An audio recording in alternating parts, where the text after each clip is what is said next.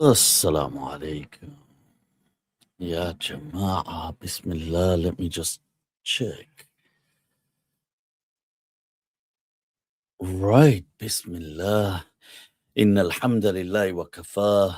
والصلاة والسلام على رسوله المصطفى وعلى عباده الذين ارتضى ومن بهداهم اهتدى وبآثار أهل المدينة اقتفى وبعد السلام الله على القوم أهلا وسهلا بكم ومرحبا يا جماعة. All right, let me just share that I've gone live. I suppose you guys can share the love equally. Let me just where is this gone? Ya salam.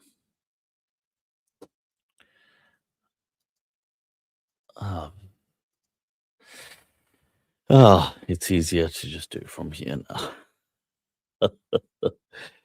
Right, so un momentito. Right, let me just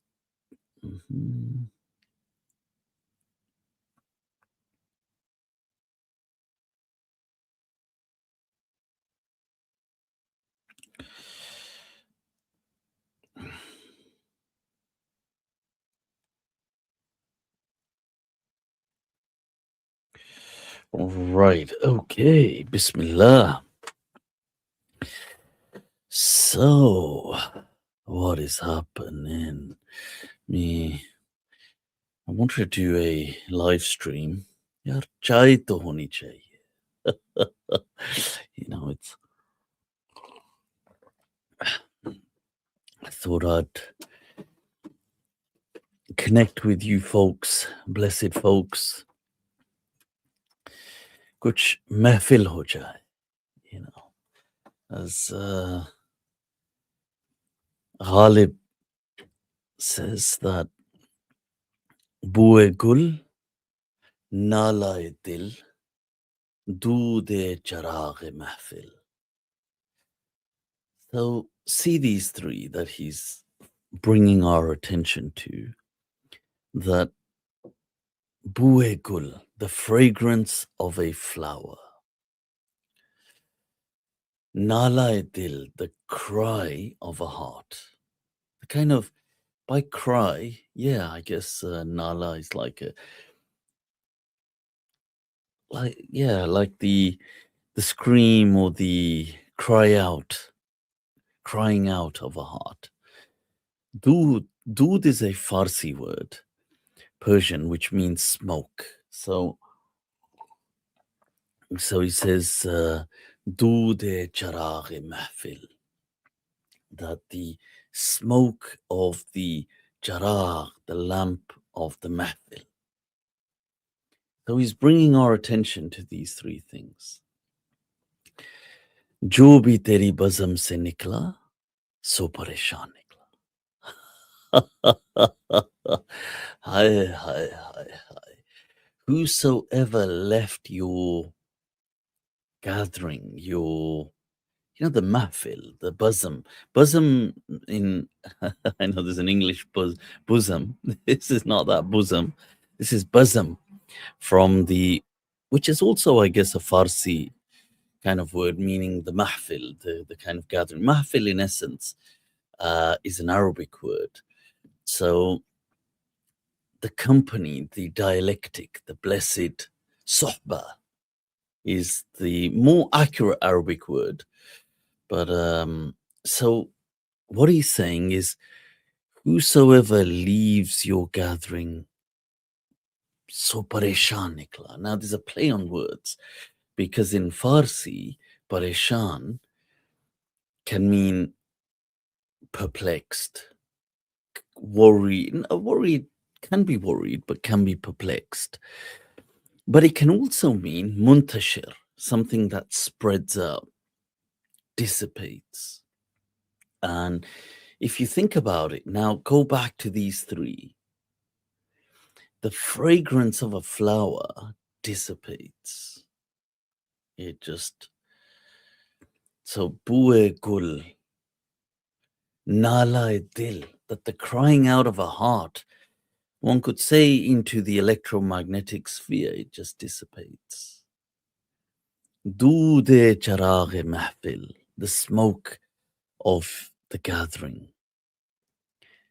Jo bhi teri bazam se nikla. That what, and this jo now could refer to an inanimate object as well, all of a sudden. That whatsoever, first we were understanding whosoever, but now whatsoever left your sohbah, left your gathering, so pareshan nikla. It left in a state of being scattered. Hi, hi, hi. You see the legends, huh? Poetry. Vakya, because what leave that joke. Right, so what is going on? Hi, hi, hi, Imi ji. Hi, aapki duaein, yaar. What is going on? You know, sometimes how come you're always, you know, it's I think if I'm to face my kind of some of this personality struggles of my life, I was speaking earlier about this today as well, is ADHD. My timing is always chaos. Like there's never, I positively envy people. I mean, in a nice way, not in a malicious, malignant way, but in a nice way. People that have that in their lives just, and for some reason, there's, I really understood it when, what's there's that stand up, is he South African comedian? He looks a bit mixed race, and is it Trevor or damn, his name slipped my mind. Very famous. So there's this clip of his where he's speaking about ADHD, and he mentions that he says that for ADHD people, there's just, you know, when it comes to time, this world, the systems in this world aren't made with ADHD people in mind. Because he says that they only have two sets of time running in their mind, and that is now and not now. And that is so true. Wallahi. That is just so true. That's been my like whole existence has been like that. That it's just now and not now. So then it's just trying to arrive at the not now. Ya Allah. So what's been preoccupying your precious thoughts, people? Trevor Noah, that's it, Trevor Noah. Right, yeah. What interesting discussions, themes, the world scenario still. I mean, the world is, ya salam. You know, I just don't. We have to just have a state of tawakkul. Tawakkulan ala Allah. Allah will take it to where it has to go. That's the only, you know, we just can't, with positivity, of course. So, what else? I thought I'd share the link. I know last time I never got, many people weren't, they didn't manage to really join. And I did say so I'm going to share the link a little earlier today. There you go. What else has been going on? There's, you know, there's another intriguing news. there's been a whole like a raid on the like Qadiani Institute in the UK, and I don't know if you guys have seen that. There's these clips going around everywhere, and yeah, and there's just all these people everywhere wearing beanies. I think that's the new thing they're going down with. I mean, they're not going down for that, but they're not going down for wearing a beanie. But that's the style, I think. Isn't the new? I forgot the guy's name. Was it Abu Hashim or something? Is their new leader? Or is this might be a sect within a sect?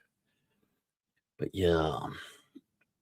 So yeah, and some allegations of sexual abuse, and cults are known like that kind of stuff is almost always found in um right in cults. It's almost always, it's inescapable, one could say, that just because of the very dark nature and the traits that cults bring out in people. And what they do is they lock off the voice of reason. So yeah, that guy was a professional actor. Right. So yeah, and the nature of cults is they disengage the prefrontal cortex, and being in that group does that. And you kind of have this herd think, this group, you just follow the herd. And it takes a charismatic, usually people like that person, the leader of them currently. I've not watched much of him, but what one, two clips I saw seemed very charismatic. And that's the thing, you will get a kind of a charm to some of these leaders. But yeah, anything that calls you to stop using your voice of reason is always gonna, that should have alarm bells ringing. Because I get it. One is in any, you see, this is another problem with institutions, that with anything, there will be some level of um, just to fall in line will be necessary, I guess, as part of the institutional makeup. But to completely, where you are ever called by any cult to completely avoid the voice of reason, that should be alarm bells. Yeah. Right. So, yeah. Yeah, when you're in a locked environment, that's what it does. Somebody said, take a look at a question. I can't see the question.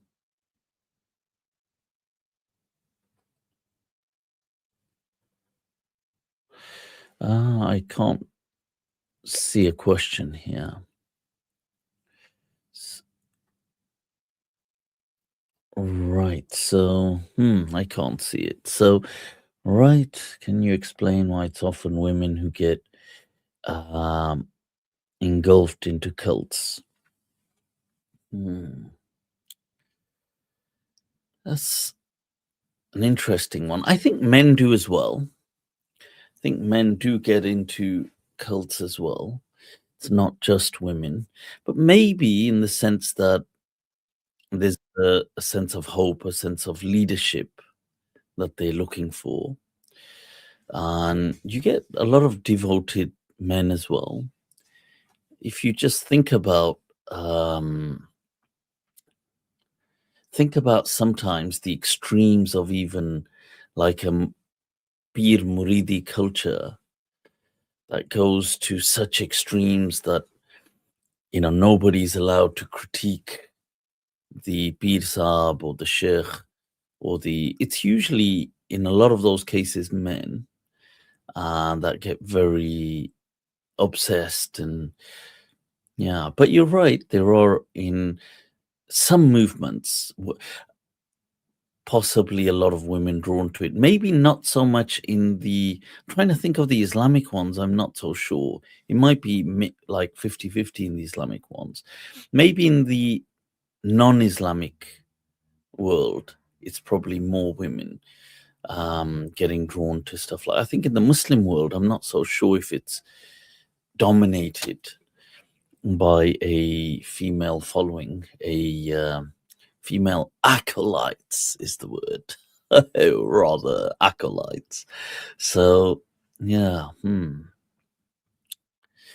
speaking of female psychology, I'll tell you something interesting. The YouTube algorithm, there were some videos on my feed, and I ended up watching some. And I suppose I do watch a few. I'm very much into Lacanian psychoanalysis, and then some of the analysts who are women speak on women's rights, or maybe women's rights ain't the right word. The female perspective and female psychology, and like Avenka Zupancic, and there seems to be this whole Slovenian sub-school of Lacan emerging. But in any case, YouTube brought to me some other, and there was this, she's a PhD, I believe, doctor. I think she's Australian, called, what's her name? Dr. Dani, I think Salkowski, something like this, Salkowski, or but she has these videos, and then she has these podcasts. So I ended up watching one or two, and it's about the female psychology that is at play. It's very fascinating. It was a very dark dissection of what takes place at sometimes even a subconscious level.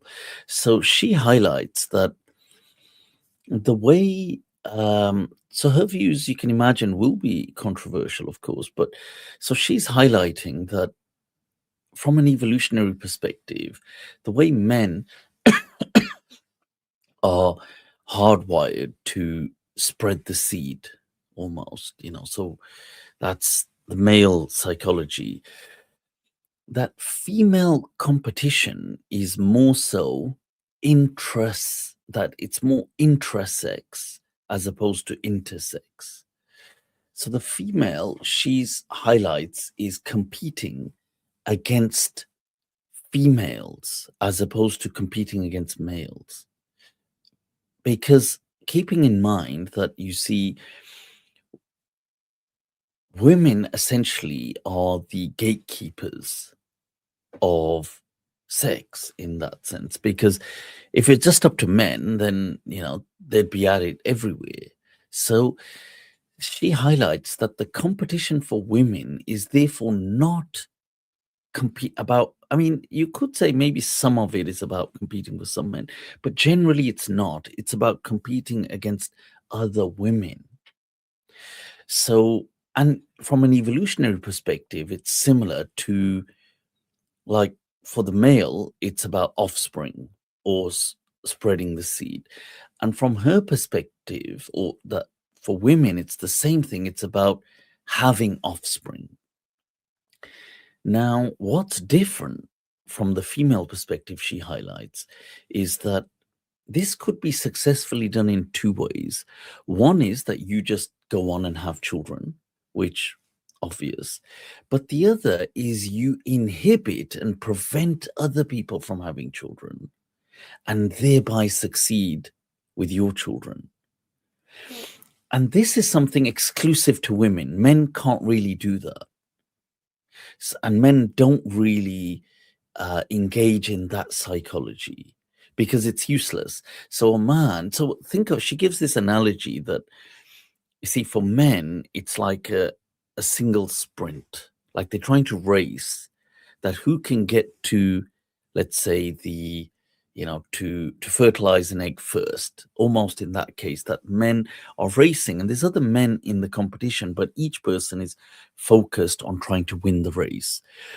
But she said for women, there is that as well, but it's more about, whilst they're running, can they trip other women and, elbow and trip, and because if they can do that, they can also win. So winning is not just about being the fastest. It's also about inhibition, like reproductive inhibitory success, that you disallow, you inhibit other women from reproducing, thereby you succeed in reproducing. So this was quite fascinating because this concept, and she goes through the data and she gives, and and it shows that women will sometimes, not sometimes, she argues that often engage in certain tactics that, so as an example, she highlights there's been studies that that men overall will admire longer hair in women, relatively long hair, that almost across the board, almost, that it is seen as a more desirable sexual trait, if we call it a trait, characteristic. But studies show, she highlights, that when women are advising other women to cut their hair, they almost always advise them to go shorter than what they themselves would truly like. Now, this study, she argues that there's some women that will go for like a bob cut or even like a pixie cut and go almost like men's hairstyles, like go right down like a cut fade, whereby they sabotage their own success to an extent where they know, like whether it's conscious or subconscious, that they can still pull it off. But by making it into a fashion, other women won't be able to pull it off and thereby lose out on relationships. But this woman, for example, let's say she's a celebrity or she will still be able to pull it off, even though it will be worse off, but the trade-off is worth it. Do you see like this? So there's that there is a sabotage psyche at play. Her name is, somebody will have to check the surname. I think Dr. Dani Salkowski, something like that. So I was watching these lectures and she's highlighting a lot of data around this, that where people will, so for example, this whole culture of not having children, and promoting a hard line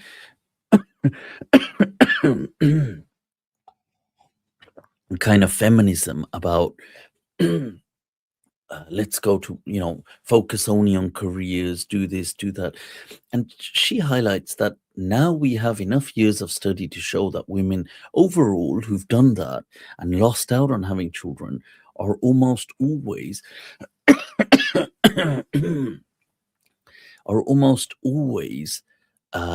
quite depressed at a later stage.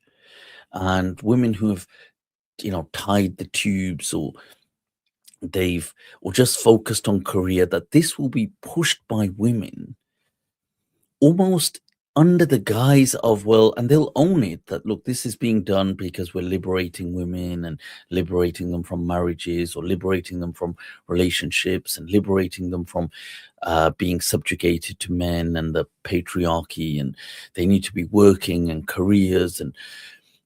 But by doing so, by promoting this, the women promoting it, this is reproductive inhibitory success. Like they are removing these other women from reproducing from that race and thereby winning themselves. So it's a wild that's it. Dani Salkowski. That's it, yeah, shukran. And it's very fascinating, this whole the research she was presenting and showing how sometimes it may be done subconsciously and at other times it may be done consciously, that people are promoting this, that this hyped up red flag culture, for example, that, oh well, the guy's a red flag, the guy's a red flag, I'm just looking out for other girls, I'm just looking out for, you see what it's doing at a subconscious level is sabotaging and removing other women from that, and girls from that race of successfully reproducing, and thereby allowing these women to win. That it's actually a very Darwinian, this kind of survival of the fittest, Machiavellian almost strategy. So many of her podcasts are on this, and I found that very fascinating. That people, so for example, also divorce, that women who are divorced will more likely always pull other women in that direction. That are always promoting that, so as to eliminate them successfully from that race as well of reproducing.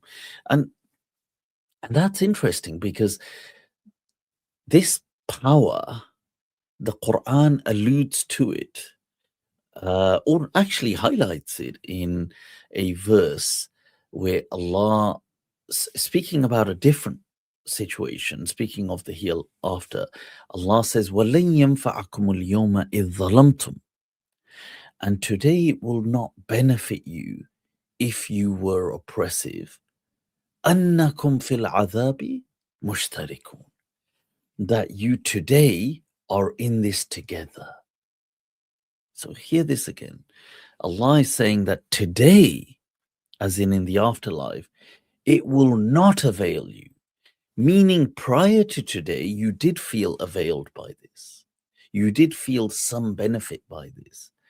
But today it will be of no avail to you that you are in this together. That in the dunya, you did want people to be in the same boat as you because you felt some comfort from that. And the Malikiya, the school of Medina, used that as an evidence, as a tool in the judicial process, to remove or disallow certain witness testimonies. So let's say a person was testifying against a thief, but he has a criminal record of theft. So in the Maliki madhab, you're not allowed to testify against a crime that you had been convicted for, because of this verse. وَلَنْ يَنْفَعَكُمُ الْيَوْمَ إِذْ ظَلَمْتُمْ أَنَّكُمْ فِي الْعَذَابِ مُشْتَرِكُونَ, that today it will not, that you are in this together. The Malikiya said that there is an argument to be made that people could be falsely incriminating others just so they feel I'm not in this alone. It's like, yaar, aap bhi aa jaye. You can. Khair. I thought that's a fascinating discussion, nevertheless. I thought I'd share that about Dr. Dani Salkowski. And yeah, this whole thing, I think it's worth exploring and understanding that this culture, and in many ways, the tradition, our tradition, and I mean by that the Muslim, the Islamic, the Muslim as well, the wisdoms it had sometimes that are looked down upon today, by people because not seen as modern. Now we can see some wisdoms shining through. Right, I've had some people join. I'll share the link again. Do turn on your cameras and mics. And as you do that, you should clear and show up here. And then I can bring you on. Okay. Right, I've shared the link.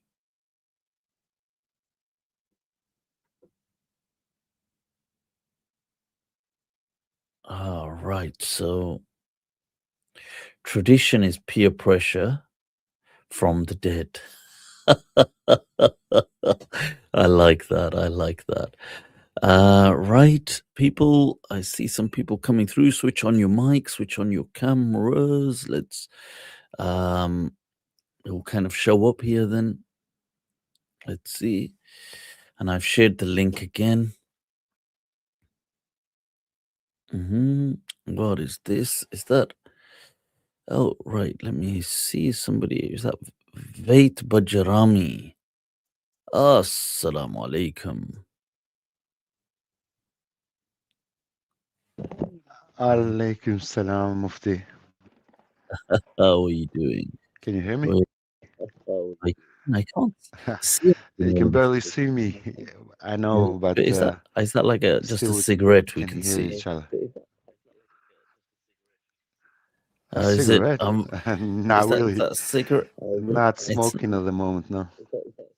okay. I don't know what I'm seeing. I'm seeing like a flame or something, or it looks like that, or is it Cigarette? a Give me a distant second. light? Yeah, it looks a bit like. I thought it was a cigarette. I thought I should have taken out a cigar if that was the case. If One moment, right, please. well, wait. Can you Oh, see me better that's now? better. Alhamdulillah, that's better. See, let's put some noor to it. All Allah, right. Allah. Where are you joining us from, Yeah. Vait? All right. From the Balkans. I'm joining you from the Allah. Balkans. From the blessed Balkans. Allahu Akbar. From the blessed Balkans, from the home of the Hanafi fiqh. Allahu Uh, Akbar. and Yeah. we share a lot in common. So, Allah keep you blessed. Yeah. um, What's share some thoughts. What's on your mind today, Vait? not much. I just wanted to, say, give you salam. And, Shukran. Allah keep you blessed. mm, well, thank you. You too. May Allah keep you blessed. Not a lot. To tell you the truth, there's not much you can say after you turn 50. And it's not that Life's like you know it all life's at just all, you beginning. know. Life's just beginning, Vait. That's what it is. You think so? I hope so. I mean, yeah. And I wanted to thank you. I wanted to thank you for all these years that you've been on social media, and Allah bless you. I've learned a lot from you. So I'm really thankful. Shukran. I'm really thankful, and Shukran. especially Likewise. that you are continuing with the blessed mission. Yeah. I mean, of Allah spreading the bless you. truth. Shukran. I appreciate And that, man. I yeah, appreciate it. really, I'm in the beginning, to tell the truth, I was not, I was one of those negative people about you. But then, with Yeah. the flowing of Sure. time and with learning Yeah. and seeing how things are in reality, I learned a lot, and I'm very grateful for everything that you're doing. Allah, Allah bless you and Ameen. Ameen. I mean, May you Allah know, it is bless you and your in family. in many ways, likewise, Ameen, shukran. In many ways, that is life, isn't it? The whole, like, that is the description of life. Like, the twos and fros, the swinging, the oscillating, the movement.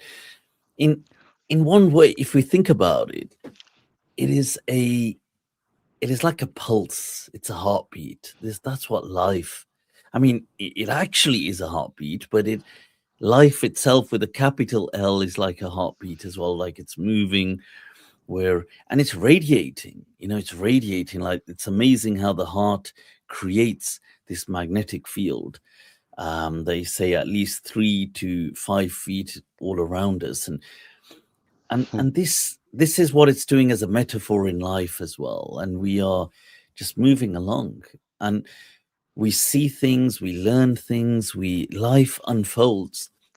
There's the famous, it's a very famous artist, Japanese artist, Hokusai, and he has the very famous, iconic painting of the wave in front of Mount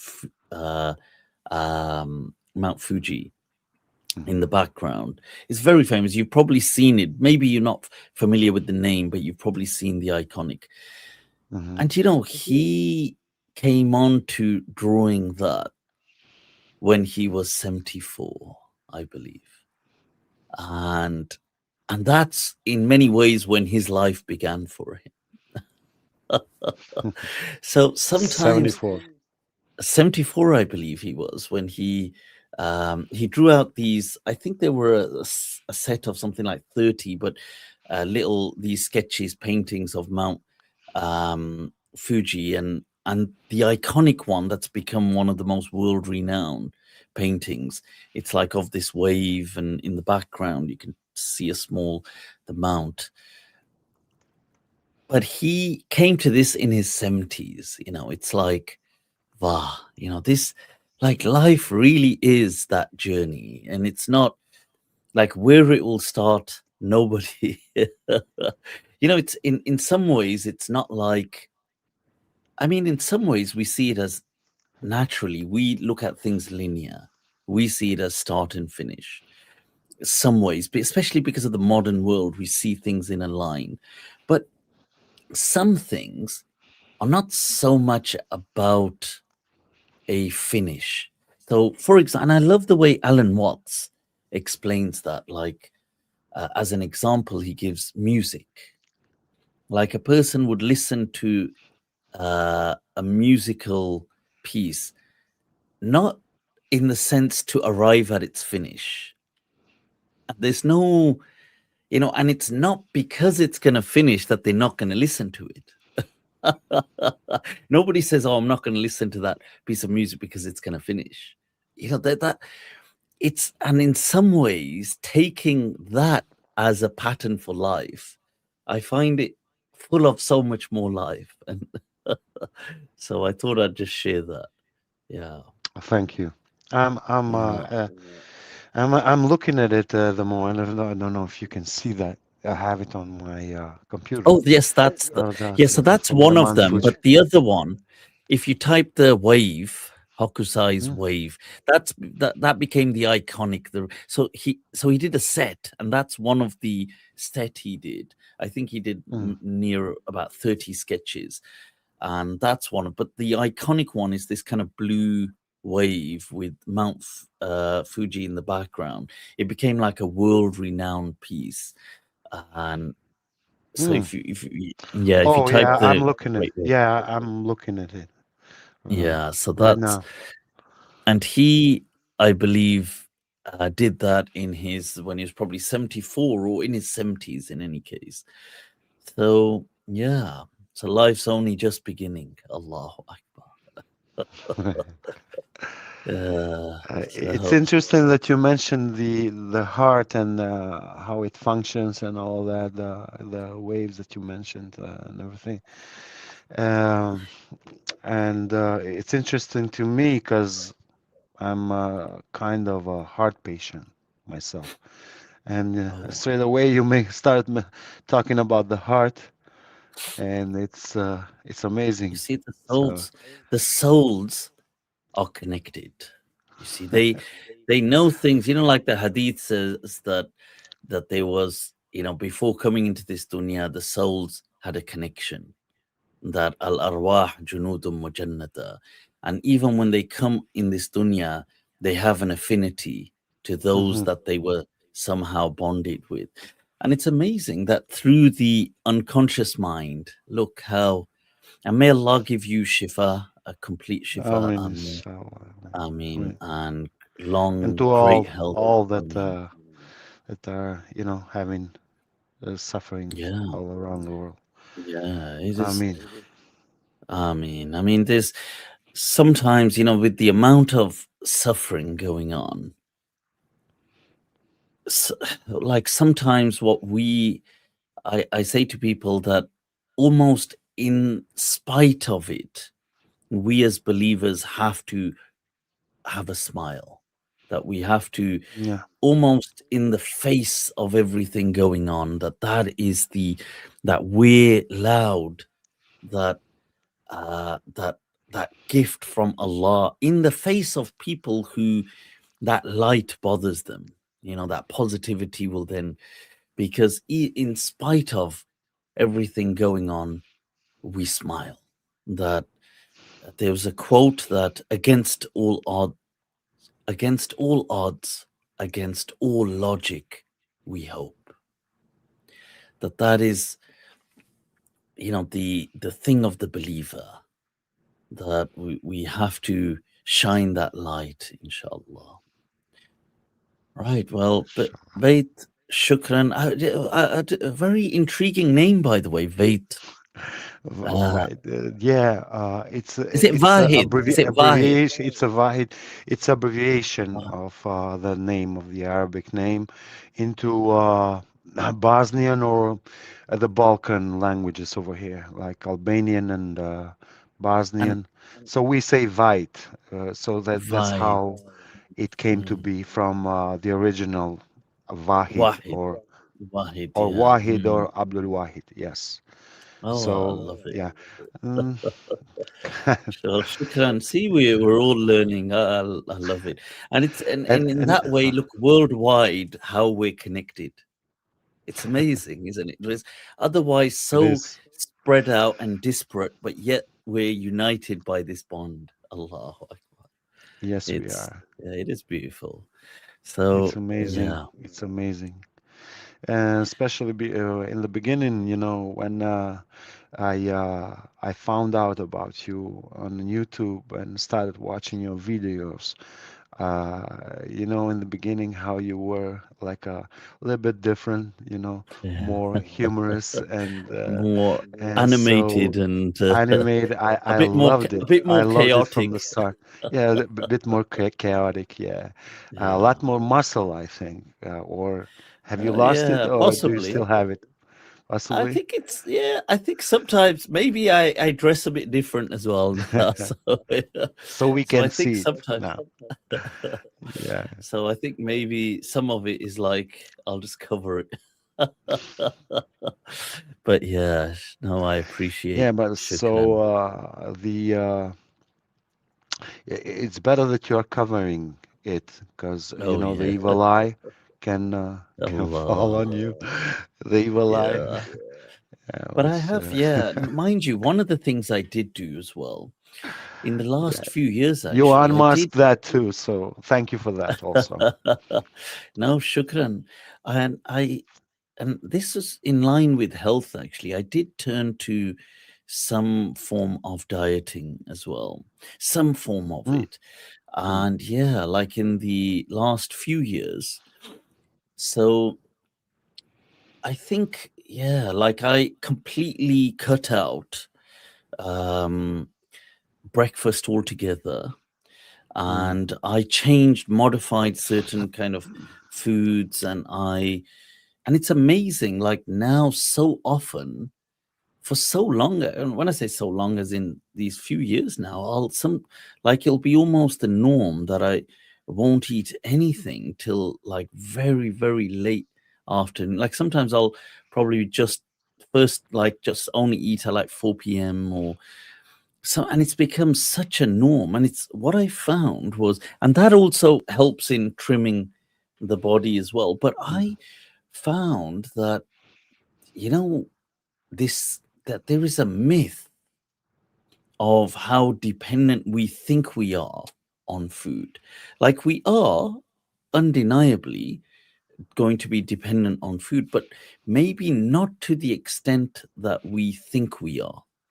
Like we, because we're so used to, I used to always think that, oh, you had to have the, breakfast is the most important meal of the day. I used to think like, I used to always have like a big breakfast, and um we call like a full English.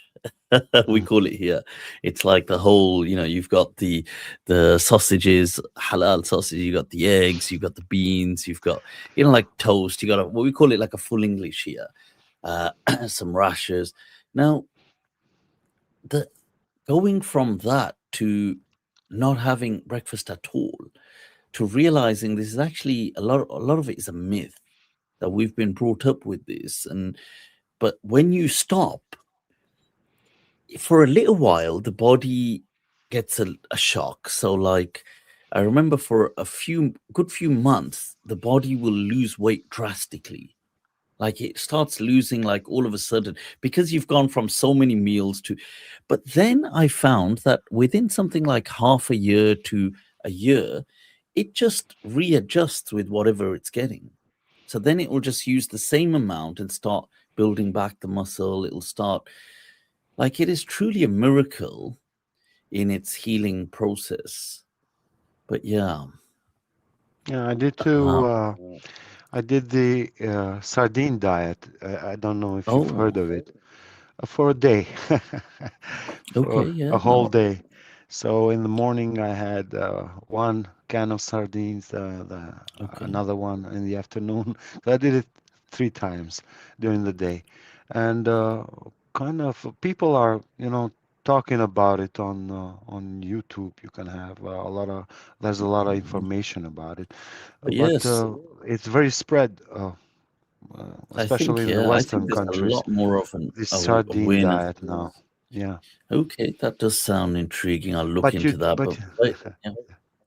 but you do wake up in the morning early, uh, of course, Me, right? oh yeah, yeah. So what I tend to do is, when I can, Mhm. I'll try and wait. I'll try and hit the gym early as well before the school run. So I do, like, I drop my daughters off to school. And So this wasn't a question because I've heard yeah, you say that from yeah. earlier videos. So one of them when you explained that you do your workouts in the morning. So that's how I knew it I wasn't a try that. question. I try sometimes, like when I can't. Um, Depends. Like if I've missed the gym a couple of days, let's say, and then I might just go in the evening and just do it then. Sometimes I've even gone late at night, like just before midnight. I've got like 40 minutes in. But the best workouts are undeniably the morning ones, because it sets your day up, to be productive. By the time it comes to noon, by about 1 o'clock, I become so slow, like in my productivity. I'm like I think those hours, I'm either very functional up until about noon one, or then in the evening to night. I'm not like during the remaining like noon and late afternoon. And I don't think I'm a very productive person. Like, I don't think I can, like, even if I'm doing things, I think I kind of slow down mentally, and I'm not that alert as I am, at the other times. I think it's the vampire gene. It's like, Same here. yeah, is it? Yeah, well, I totally understand that. I'm very nocturnal as well, so I'll be like, I can, ironically get a lot done at night. If I was to be working at night, I can get a lot done, um, or in the early morning. But yeah, afternoon, I could take 4 hours doing something that I could normally do within just so many minutes. But yeah.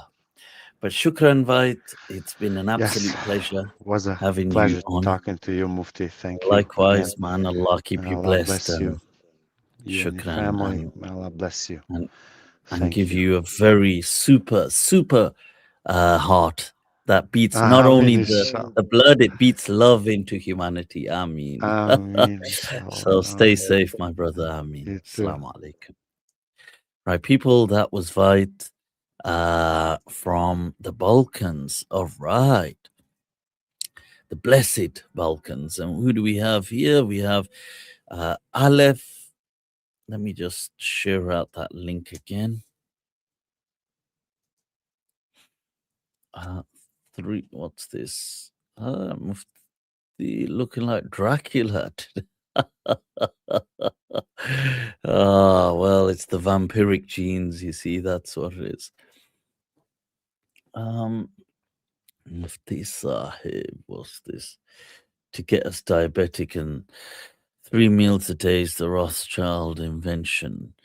I do believe that this 3 meals a day, I used to think it was, you see, because we're brought up that way, and so we're a product of our environment. I used to think, oh no, it's healthy, it's the way, and that we all need that food. And then you realize, well, actually, you don't need that food, and it's putting the body into overdrive in having to break down this food and constantly the yeah. I don't know. I think it's like just in the mornings up until noon and after, just coffee, tea, whatever is more, maybe sometimes if I've been really felt it, I have had like maybe as a one-off some breakfast, but it works fine now. Allah be praised. Right, I've got here Aleph. Oh, assalamu alaikum. Wa alaikum salam wa rahmatullah wa barakatuh. Thank you for having me on. It's a You're pleasure to meet very you. I'm a big fan. I wrote very about you welcome. in my book, among Oh other wow. people. In your Yeah. book, Allahu I Akbar. wrote a little Aleph. book a couple of years ago. Yeah. Okay, It's wow. called You "Who have Are to the tell us. Quranists?" Oh And wow. so I probably wouldn't have written the book if it wasn't for Brother Muhammad, who you had, I would say, probably your top Oh, mind trap episode ever oh with wow. Okay. in MFG terms of the Muhammad clarity and from the low friction discussion content quality. It was an excellent yeah. episode. Um, Yes. and he was very supportive of the book when I wrote it, because not a lot of people have really done like an ethnography of the Quranism scene, So when I got Mm. into Islam 3 years ago, it was like Sufis versus Wahhabis, right? And I was like, Oh the Sufis wow, are the good yeah. ones. But then I'm like, well, the Sufis are like And neo-traditionalists and they still justify a lot of and things that I where are don't you agree with, from? right? States. States, yeah. Yeah, America. I grew up in the States. I live in South Mashallah. America. Okay, South America. Orale. I like it. I Yeah. like it. Yeah. So ¿Cómo okay, yeah, you were saying está? Todo muy bien, bien, mi muy bien, gente. muy bien, compa. All right, que lo que. Right, I Yeah. like that. So, okay, so yeah, tell us, carry on. You were saying about your book. So you wrote Well, this a few years ago, and so I got into Islam kind of with Sufism. So I liked all the Sufi vibes, mhm, and then I read the Quran, and the Quran's a difficult read. And I was like having a little bit of trouble. There's a lot of threats, and so it mm, doesn't go to get to the really good parts. You really have to kind of let the Quran beat you into submission, so to speak. yeah, And then reading it is different because you're already compliant, so you don't feel threatened, so you pay more attention, right? So the Quranists were very helpful for me to appreciate the Quran because they're the only mm, real Muslim tafsir like dedicated people. Not the only ones, but yeah, it's all they've got, so they do it, right? And a lot of Muslims cool, don't really do tafsir. They might tell you, "Oh, go read Ibn Kathir," and Ibn Kathir's yeah, I don't mm, like his tafsir. Um, so I would not have written the book if it wasn't for Muhammad's polemical, viral maneuvering and yeah. some of the other people like Baba Schweib. So I heard about you through Brother Khalid, who has a channel called Quranic Islam, which is a very good Okay. channel, and I think you should check that out and maybe I even think I've, do a mind I trap think with I him. do. It would go I better. think I do know.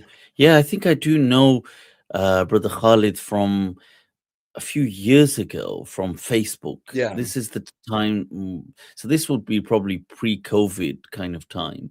So Yeah, maybe something like, actually something like, I'm assuming, because I've not been active, like physically active on Facebook, probably since about 2019, 2020. So this must be about 2018, if not that kind of time. I'm thinking. But there was a guy, Brother Khalid, he was Quranist, from what I understood. Yeah, Well, so he's I Quran think centric, so he's more of a Quran-centric, student yeah. of Ibn Maliki, who's in a Saudi prison for about as long as Oh, you were. yes. Okay. Yes, Sheikh And Ibn he's actually a Farhan. Hadith scholar par excellence, and that's why he's in prison. Yeah, long and short of it. So, but my interactions with Brother Khalid, from what I recall, they were very pleasant, very good interactions. So yeah, you're he's right. super So I smooth, will. super o'clock fellow. Great guy. Mm. More than I'm capable of as an American. I'm culturally, I have an o'clock limit in my speech. I can't get that smooth, like Sufi kind of patient speech. It's too much decibel. It's difficult. Maybe in the future, inshallah. So he mentioned Mufti Abu Layth, and I thought, ooh, a Mufti. I bet he's a really serious guy. Huh? It sounds like I should look into that. And so I watched all of your Monday nights, which to me is like the Saturday Night Live of modern Islam. I mean, I think it was a great show. It was really funny. It was. I used to play video games and just listen to episodes, and it was like, all right, it's time for Mufti, and the riffing and the sort of the naughty humor, the naughty. Yeah. It's very good. Yeah. Of course, you had to grow out of it, right? Eventually, with Yeah, of course. the different phase in your life. But it was a moment in time, for sure. Absolutely. And so you got me into, like, there can be a critical, maybe arguably revisionist or reformist Islam without going full Hadith rejection. And so you made me really appreciate the meaning of Sunnah, in its many interpretations, but that there's something there, right? So I'm grateful for that. No, shukran. I appreciate that. And you're right. That has been a lot of the time my argument, that within the tradition, there is this this kind of modus operandi where we don't have to be bound by, and this is not just us, this is the tradition, that we differentiate between hadith or sunnah. And the sunnah is something very sacred. The hadith is about documentation, historical records, and interpretation. Some person could have said something, we accept some hadith, we don't accept others. And that has been actually the way of the great people of hadith, like Imam Malik and others. And I feel what's happened is, along the way, especially in recent times, people have forgotten that there was this middle ground, and they've seen it as either you are 1000% almost like just devoid, like dissociated from the hadith literature. You are just, you have fiqh, fatwa, we don't question, we don't ask, we have blinkers on. Or you must completely be like full Salafi swing, right, and you accept every hadith, because إذا صح الحديث فهو مذهبي. If the hadith is valid, that is my madhab, as Imam Shafi'i said. Now you take that principle, and anytime a person presents a hadith, you accept it. It's like, oh, إذا صح الحديث فهو مذهبي. That's it. We've got the Let hadith. me ask you a slightly spicy question before we talk a little more academically. Do you think Imam Shafi'i will go to paradise? To say that again. Sorry, I was just distracted by this. Mufti is still naughty, but you have to join the Patreon. Right. So so you were saying about Imam Shafi'i. Say that again. Yeah. How do you evaluate his? Do you think he's guilty something about going to Islam? Paradise? Did you say? Well, of course. Let's scope it a little bit more, because who knows how much charity he did and so on. No. Of course. Do you think that he But Imam Shafi'i is undeniably, these are some of the great ulama of our tradition of Islam. They are absolutely outstanding. We believe all of them. Obviously, nobody says about who, nobody can definitively say about anybody's afterlife, but we hope all and all of these people are in, we believe we feel that these will be in, the higher echelons of the darajat, inshallah, in the akhirah, in the blessed darajat, and hopefully we can be somewhere as well in the darajat of divine grace. But coming back to, you see, Imam Shafi'i's his kind of legacy. So I feel that there is a bit of a disconnect as well between his, at least to some extent, between his legacy and then what becomes the madhab, and especially how the Salafiyah have seen it. So there's almost three things to look at here. So we've got, one is Imam Shafi'i himself. Imam Shafi'i himself, I do think now that was so firstly, even though he's had these principles like إذا صح الحديث فهو مذهبي, if the hadith is sahih, it is my madhab, he was still part of a kind of tradition. He wasn't, so there is between him and the Salafi kind of MO, there is a gulf, undeniably, like a massive gulf between them. They're not one and the same thing, even though they do use that principle of him, often cited, if the hadith is sahih, it is my madhab. And Imam Shafi'i did say that. But he was not in that way. He was about fiqh, he was about principles, he was about questioning certain things.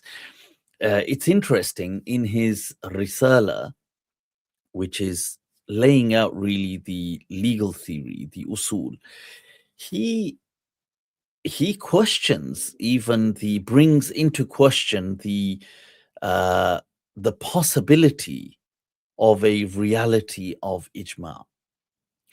Now, even though he doesn't outright go and say there is no such thing as ijma, but he brings it, has this discussion on it, and leaves more questions than answers.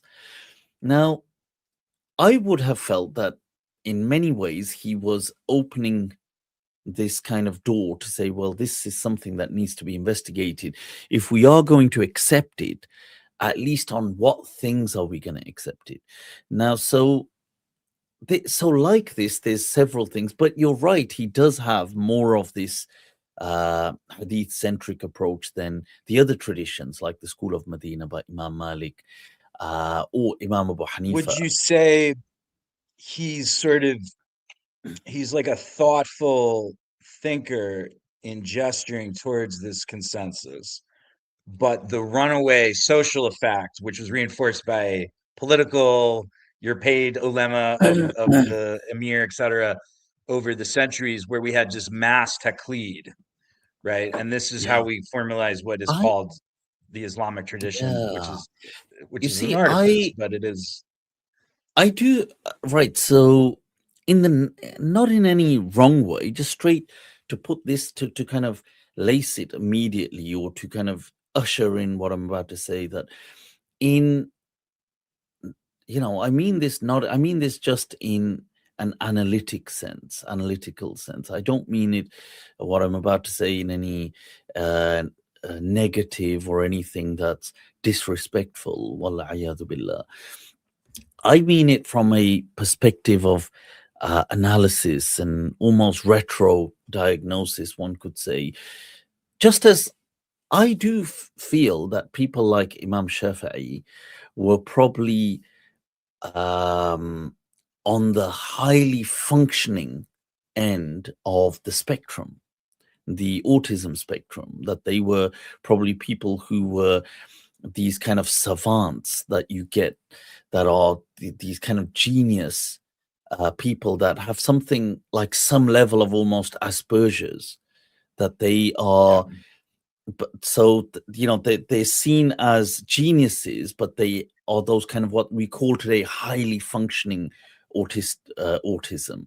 So obviously you get like a low level autism where people just struggle, but then you get a high functioning autism like professors in universities, and so I would think he, like, when you read Imam Shafi'i's fatwa, his kind of about his life, this is the impression that I would get looking at that he isn't like Imam Malik was, who was very also, that he had this, and this comes back to the left brain, right brain, what Dr. Ian McGilchrist speaks about, that if you think about it, he says that the right brain, a simple way, reductive way to look at it is it makes whole, and the left brain isolates, it breaks, it turns things into little packets. And whereas the right brain joins things that are otherwise disjointed, it's more about a holistic, that he would have been highly in that sense, which today actually is modern. The Western world is also very left brain dominant. He would have been like that as well. When you hear his discussions on the Sharia, he does not really move towards or even acknowledge a holistic thread tying the whole Sharia together. He sees it as just isolated particles. He rules for the isolation, like he sees each exception as a new rule. He doesn't see it as an exception to the rule. And whereas Imam Malik and Imam Abu Hanifa, if I can interject, I think that's a really good point. This kind of thinking, if you look at, so like Khalid likes to talk about this, and this is what I'm more into, is like in the Quran, if you stay away from major sins, your minor sins will be forgiven. And the major sins are explicitly, if you do this, you're going to go to hell, and yada, yada, right? And there's like a dozen and a half of them in the Quran, right? It's like consuming the wealth of the orphan, killing a mu'min, etc., right? But Ibn Abbas said that there are like 600, he's narrated to have said that there are like 600 major sins. And the imams of the Zaydiyah, they say that it is for the knowledge of the Ahl Bayt that we know which are the major and minor sins, but because we don't want to encourage people to sin, we're not going to tell you which ones they are. So it created this Islam that is so sprawling with like landmines that instead of, like, when I was growing up Catholic, it was like, okay, the 10 Commandments: don't do murder, don't cheat on your wife, don't lie, don't steal, and don't do like religious, don't shirk, basically, is in there. They just have a different language. So you kind of stick to that and you're going to be okay. You keep going to church. So the Catholic thing is obviously on the other side. It has a culture of being very, is a bit loose, you see, right? But what I found in your appreciation of Imam Malik, which is not necessarily how most Maliki jurists, think about it, is something not like a Catholic thing. It's still Islam. We're still getting up at 5 or 6:30 in the morning every day, but something a bit more jolly like that, right? Which is based on a more of a holistic rahma, that pervades everything. And it really, I encounter so many young people who are, well, first they're having problems trying to get married. So that's like economics figures in, and got to talk to women, learn how to do that. They don't know how to do that, but they have like religious OCD as well. So they're paranoid, and they've gotten involved in Salafi adjacent internet subcultures. This is very popular with the youth. They go through like this phase, and also a lot of converts, they might kind of go through a Salafi burnout cycle for their first few years. That's right? so true. And then they have to rediscover an Islam that is actually merciful in order to be comfortable staying Muslim. And this is also the pathology I've noticed with a lot of people who get involved with like progressive Islam subreddit or Quraniyun subreddit, is they've gone through like a deconversion reversion cycle re-educating themselves and becoming comfortable with some kind of manhaj that is not, you know, naughty, everything is a sin, it's everywhere. You know, What so about this well hadith? said. Because this I is a motif in the hadiths is such and such will be in hell. And if yeah. these are authentic, it might be that that's just sort of a thing he used to say. It's not like the same level as the Quran saying it. Yeah, and firstly I love the kind of illustration, mental illustration you gave of the landmine culture, that, you know, where people are almost, I mean, even tiptoeing wouldn't really work if you land on a landmine, but still they are so on edge on where they set foot. And this whole sin centric culture, I am very averse to this. Like, I don't like this at all.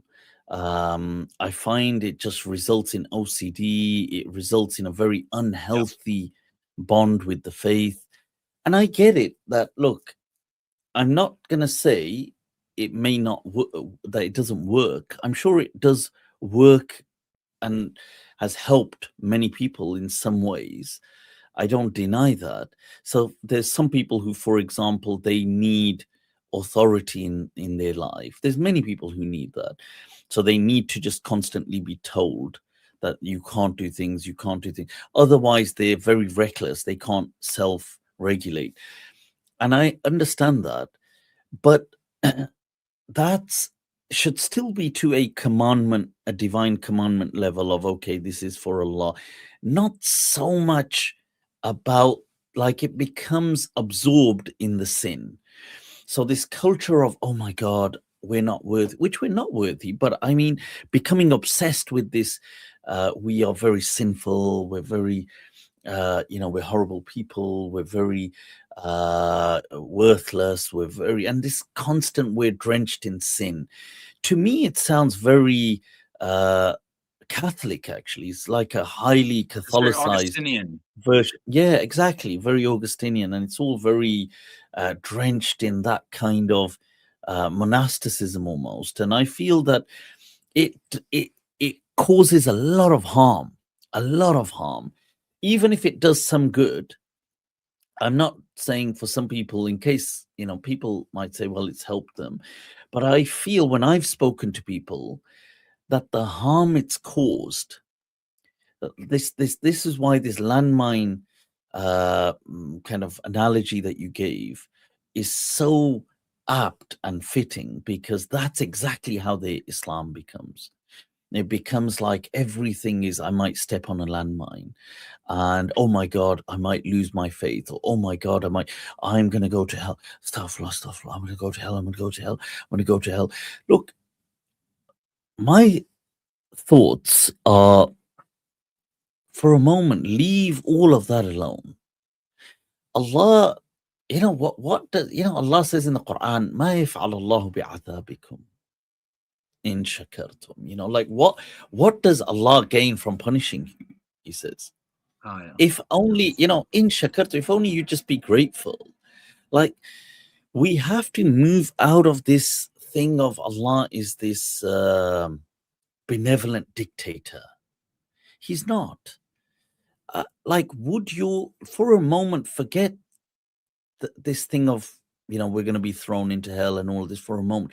Let's focus on the bond between us and Allah, the bond of gratitude, the bond of that truly Allah loves us. And, you know, here there's an interesting, just like a tangential note to share.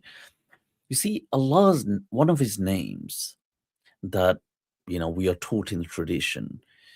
You see, Allah doesn't go by the name, even though he uses the verb in the Quran, that yuhib, to love.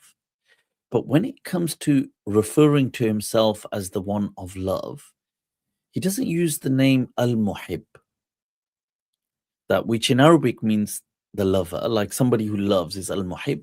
Allah does use the verb in the Quran, yuhib. Allah loves such and such, yuhibbul mutawakkilin, yuhib those, yuhib. But Allah uses the name al-Wadud. Now, Wadud, wood, is a higher form of love. Wood is a love that has, where you actually give as well. Like you give, you show it through certain deeds, through certain actions, through a compassion, through a care. You see, because I could say, look, I love you. We love this. But where is the manifestation of that love? Sometimes you get like a toxic love. People could have a weird, twisted love.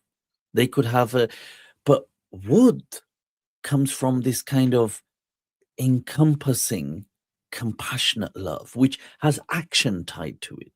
This is why when Allah uses the verse about couples, and he calls them not towards hub, he calls them وَجَعَلَ بَيْنَكُمْ مَوَدَّةً, which is from the word wood, mawadda.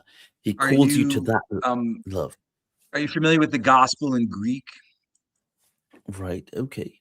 Tell us about it. And there's a part in the gospel where Jesus is talking to Cephas or Peter, right? Like the rock. And the rock, and Peter says, he asks if he loves him, and he says, I philia you, I love you. There are different words for love in Greek, right? And Jesus says, but do you agape me, right? So this is the distinction that you're making. And agape is that kind of almost that the kind of non-erotic, that kind of love as well for brotherhood, humanity. But mawadda, wood is slightly, I would say, different in the sense that mawadda is this. It can be between people who like male, female as well, but hence Allah uses it between couples. But it is one that is not just, because love could just be words, like an expression, but what is the, like, how does the love manifest in the dunya? Like, how does it manifest? Like, for example, somebody could say, well, I'm punishing you because really I love you. And in their twisted way, that could be, maybe they're not lying. Maybe in their twisted way, that's how they have a sick, twisted version of. So Allah, when religious conservatives love that kind of theological cleansing. Like people will say, oh well, Allah, he deserves this. This is a kind of mercy. This is a kind of love that it's like a tough love. They need this punishment, for example. Now, there's a little bit of that.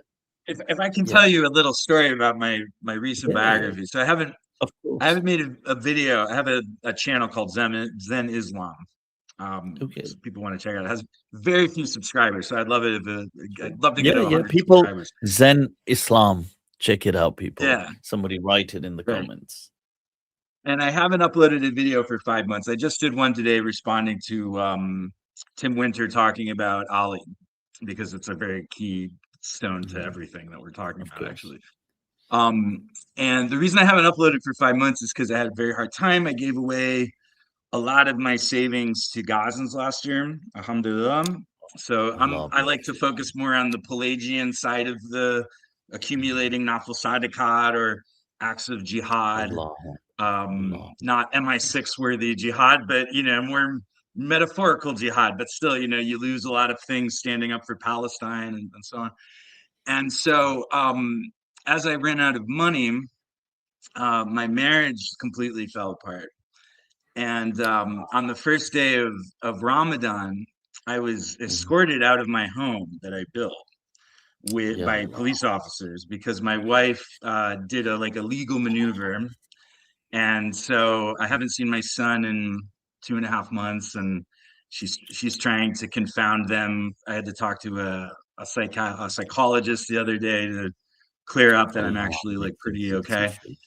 And I was driving out of my home listening to Surah Rahman. I'm hungry, obviously, it's Ramadan.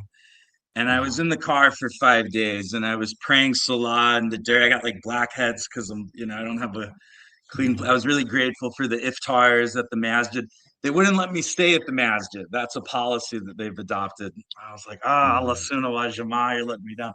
But I'm still grateful for the shower and the iftars.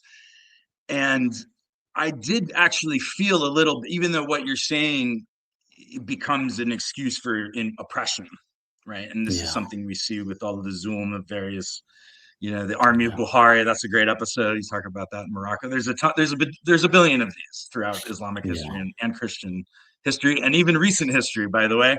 We don't have to get sidetracked on that, but we know what we're talking about. But yet I do think there is something to, my lowest point was my car battery died and I needed help. And I had just gotten money so I could get into this rental. And then I managed to get a jump and I was able to get a really cheap battery replacement. I was listening to Surah Waqiah and I was, I wept because obviously I was relieved.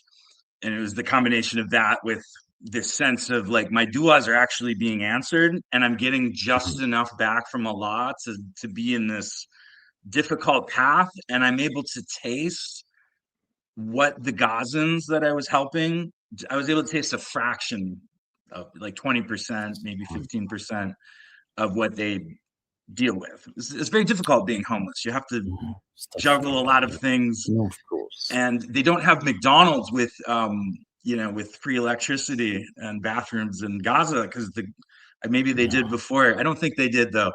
But if they did, they would have gotten bombed, right? And oh man, it was a heavy time. So I just put my faith in Allah to open up the next chapter, and maybe I'll be like Job in 6 months. I'll be like. I just want to say that before anything, all of us, we make dua for you as well. Ameen. Allah grant you ease and shukran. I want to say shukran for sharing that. Even we all come together. We are ultimately bound and connected as one. We are clearly different manifestations in this dunya. I'm me, you're you, but we have this underlying current that connects us all. The arwah, the souls have a connection, and even in this dunya, we are ultimately from one source of Adam. Now, and then we all are shared. We are all connected with the first person perspective. That we all have this I. This I am is really a mirror to Allah revealing himself that I am, that I innani ana.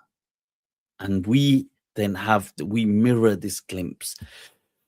We don't know what a person is going through. We don't know, like, we meet somebody, we see a smile, we smile back.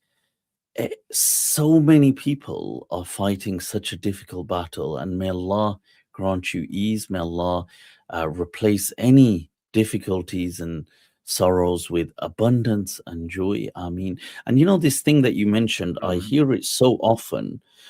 We see it so increasingly. This instrumentalizing, weaponizing is a better word, of children.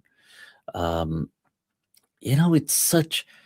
It is an act of tyranny, and it really, it's so unfortunate because in that moment, in that moment of immediate, and I'm calling it immediate, even if it's the near future, immediate gratification of somehow avenging, vengefulness, like, I don't mean necessarily. Now, the example I'm about to say this is not reflecting your case, but there may be cases where even if people are wronged, let's say a woman is wronged by the husband, even if she is or she isn't, or there's two sides to a story, but even if she is, let's say she is, you see, this kind of two wrongs most certainly do not make a right.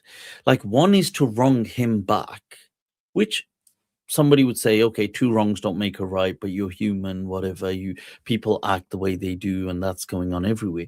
However, to involve the child who would be innocent, to weaponize them, so as to exact hurting and to exact pain from the father. Let's say we're gonna weaponize this kid because the father's been blah blah blah, he's been a right good for nothing towards me. Let's say this is the argument. Therefore I will now preclude and prevent him from accessing this child and thereby punish him. But you see, the kind of the stupidity and utter like diabolical naivety of that is that you primarily are hurting the kid. You are hurting the man, you are hurting, undeniably, you are hurting the person. So you're getting some of your, goal is being achieved, but at what cost? You see, you are ruining a child's life because the child will always have an unsubstitutable real estate in the psyche that is preoccupied with the archetype or the template of the father. That the child has a inherent, like a being need for the father, even if the father isn't physically present, but mentally there is this image of the father. Now, and I get it, sometimes some fathers can be horrible, and they can be deadbeat, or they can be not living up to their responsibilities, and I get that, and that is reprehensible, irresponsible they can be. But I'm talking here in these cases that I've spoken to, I've met people, and everybody would know people who are actually trying really hard to meet their kids, and somehow in this kind of vengeance game they prevented. This is ruining the child's life. The child will grow up with this forever, God forbid, but these kind of daddy issues of not having that father figure. And then inadvertently the mother is hurting herself, because you see, the best person to share some co-parenting responsibilities with is going to be the father. No other man is going to fill that with that kind of earnest heart. No man. So let's say a woman in the future, like, she's not going to want to 24/7 365 be monitoring her children. She's going to want a break. She's going to want to maybe go out with her friends. She's going to want to take she's going to want, oh, you know what, on these days you take the kids, I will, I'll have some me time. She's a human being. By doing this, ironically, she's sabotaging her own peace as well, but just for the sake of the other person. This is that that phrase that there's this phrase in Urdu that where they say hum doobe hain, tumhe bhi le doobenge sanam. The fact I'm drowning, I'm gonna make you drown as well. We're all we're gonna drown together. The thing is, the relationship was declining gradually for years. But it was in a very friendly and adult and kind of post-feminist, self-ownership, aware of your emotions way, except that she has bipolar disorder, and my great crime that opened this floodgate was the best one to have. if you had to have a quick, I'm joking. It was my humor. Well, she asked me for a ride, and I took her for errands, and then I misunderstood her, and I left her at the place, and she freaked out, and she had to call her dad to pick her up. So she was inconvenienced for 45 minutes. But the the disorientation and the crying, it triggered this manic and I think episode. I guess she's still in it a couple months later. So I appreciate that she's not really the same person that I loved all these years. No, look, may Allah grant her I still love, by the way, a little bit. At and an acceptable, reasonable level. And I want to say this, that this isn't a story of, for example, bad villains, good people, women, these mothers bad, these, divorcee women. No, look, they everybody, this was my point, is fighting a difficult battle. The problem is that we sometimes then take it out on isolated people. So in these cases, like I said, in some of these cases, they've genuinely been wronged. In some cases, maybe it's a misunderstanding. Maybe it's like a psychological disorder, bipolar, or sometimes, you've had others, borderline personality disorder. You could have just all kinds of things. That's another Now, one. Yeah. yeah, that's another. That's a funny one. These ones are not the. I wouldn't have lasted 12 years. I had a BPD girlfriend once, and I wouldn't have lasted. I barely lasted 2 months with her. And it is. These things are scary as hell, because because people can't just. They generally can't, I suppose, fix themselves.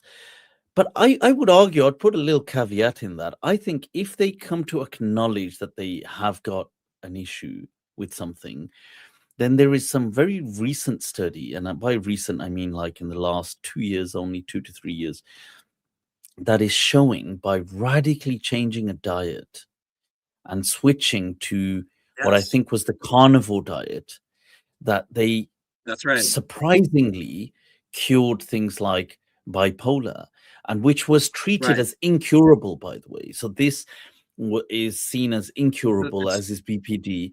But there's been some very, very recent modern studies, very recent, and people stumbled upon them by accident, that they found that, that they actually treated, because the gut is a second brain.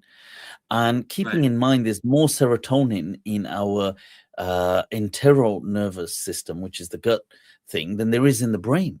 So I think if a person acknowledges that there is an issue, and then they try moving towards some help by doing something, maybe there's some hope. And I make dua for the, for everybody struggling. And this is not, by the way, I want to reiterate this. When I'm saying that, and I was saying it then as well, but I'm reiterating it, this is not a, bad mother scenario, good estranged husband. No, this is, they're all struggling. And this is my point, that sometimes by doing this, it is further, it's like creates a spiral loop. Because what will happen is, you see, by weaponizing children, which might be the easy thing to do at that stage, because you might think, well, this is the one thing that's going to hurt him, and I could really do with him being hurt. Now, but by doing that, you're adding stress to your own immune system, because you are going to now be full-time with this child, and you're going to be fighting this kind of like, I'm getting him, and then he's coming back. I think she got him in daycare, is what the lady, because I haven't heard Peep, obviously, because I've been blacked out, but the psych lady told me that. But your comment about the diet was actually very on point. It sounds like one of those Joe Rogan things that wouldn't make sense, and it's like, oh, but you heard about the gut biome? But actually, in August, September, she was keto for 6 weeks. And it was like the best time in our marriage in like years. And then I sort of ran out of money, and then things, went very much downhill. And she would use also Buddhist meditation to treat herself. So she was discharged from state subsidized treatment on that basis. She showed, really good signs. But then when I couldn't pay for daycare, she was upset about that. She was getting less sleep. The kid gets sick. Now you're getting even less sleep. She didn't have time to meditate, and this exacerbated. And I find that, another challenge to throw into the mix here is, and I think this is more so Western pattern families, which is increasingly becoming the norm even amongst Muslim cultures as well, that you see, especially when a woman has had a child, there is very little support structure. Like in the more traditional, or, you might say Eastern kind of oriented families, or in the Muslim cultures and in other cultures that were generally non-Western, you had a lot of familial involvement. So like, let's say the wife's sisters, the wife's mother, the husband's sisters, there's a lot of women folk that are kind of almost, there's this collective mothering of a child, that the child is there, and obviously the mother's, is newborn infant, but there's all these other people stepping in. Oh, you know what? Okay, the baby's born. They're here. The grandmother, the aunts, the sisters. We had grandma. We were living on the same land as the grandmother. So, but I feel that what's happened is real estate with modern times, especially in the West and in the Western paradigm, even though there are grandmothers and but people are so busy that it's not easy them just stepping in all the time. And this, I feel, has a direct correlation with postnatal depression. So that the total fertility rate decline as well. You can blame feminism, you can blame a lot of things, but the way that economics has reframed human time has made it gone from basically it's included to being very expensive to get childcare. Yeah, and I want to come back to that.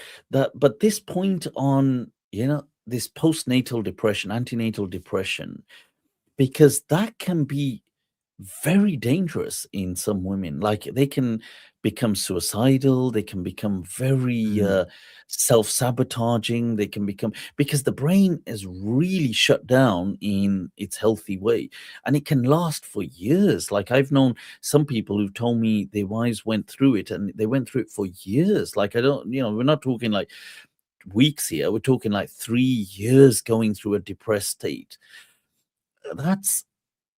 And I feel that the way society is formed, especially the Western society, it allows that to develop because the stress is so much. Like, having, obviously, the baby, if the baby, for example, and they vary, obviously some babies are more calm than others, but if the baby's going to be unsettled, this one was crying, wild. My boy, he was breaking everything for years. I get that sense that your boy's gonna have that energy. My boy is a tough one. So, but the other part, though, I do think there's an Akida aspect to it. So we would have very great. This is one of the best things about the relationship, is she's like an intellectual, and we would have all these conversations. And I made dua for her on Layth al-Qadr when I converted to Islam 3 years ago. And I prayed that Allah would do for her what he did for me, because it was really helping me. Converting to Islam helped me really just grow up and get my act together. And it kind of did. So she tried out Sikhi, and she didn't find it was like quite deep enough. And then she got into Buddhism, and she got really into Buddhism. And I paid for her to go do a seminar, and she sort of did bayah in the tariqa of Avalokiteshvara, the Tibetan thing with this Kempo from New York who speaks Spanish. And so she got like actually more of a tariqa experience with Buddhists than I have, because there's only Naqshbandi here, and I think Naqshbandi is a little weird. But maybe Chisti or something, I would go. Anyway, so we've discussed Islam and the overlap between like Ihsan in Islam, and especially Sufi mystical Islam, and the Buddhist tradition. And I'm open to the interpretation that they're Ahl Kitab, even that Buddha maybe didn't have all the Akida notes. Maybe you get different notes from different messengers, but there's just a lot of good conduct. It's actually it's tremendously impressive how much overlap there is. But where there isn't overlap, this is something we were discussing. We had a really good chat about this stuff in like January. It's funny how quickly things can change. And she basically rejects the prophets because, like, she had the ganas, as we say in Spanish, las ganas, to convert on the passion. In 2024, she was praying Isha with me, and she was watching the YouTube tutorials on how to like steam your hijab and all this stuff. What's her origin? American. Oh, she's Chilean. She's Chilean. Latina. Oh, Chilean. Oh, Latina. Oh, right. Okay. Yeah. So that Latina but of a sort of Arabic, sort of Turco-Arabic phenotype that just kind of prevailed over the centuries. Yeah. Yeah, basically she didn't convert to Islam because of like feminism. She didn't think Surah Nisa was very nice with its framing of the degree over them. That was, and I said, well, it's only 1 degree. It's not 5 degrees. It's just 1 degree. You know, it's not framing the surahs as which is nice, which is yeah. So reminds me of an anecdote, which I'll I'll come back to. There was an anecdote. But even in the Ummah, you know, Muslim women get divorced all the time, you know, so it's not like, oh, Muslim women are just gonna do whatever for a man. It was like that due to cultural imam Sharia board preferences. They wouldn't give the hul very often. Like in India, for example, it's hard to get hul. In the UK, it's very easy to get. You can get hul for having ED. You know what I mean? Oh, khula, as in talaq, right. Divorce. Yeah, hula is you return the deposit, but yeah, hula you got to sue for it. And then even this obviously kufri. By the way, I don't believe that they have to return. You know, this returning of the Mahr thing is not. Some people see this as an absolute, but it's not an absolute necessarily. This is more like a suggestion if the marriage was seen as like a sham marriage.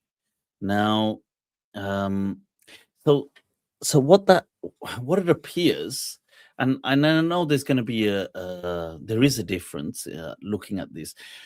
So what you have is this narration of this woman who is divorced by her husband, and then she realizes, you know what, I'm going to go marry somebody else. But really, she has this longing for this husband she was with, this man.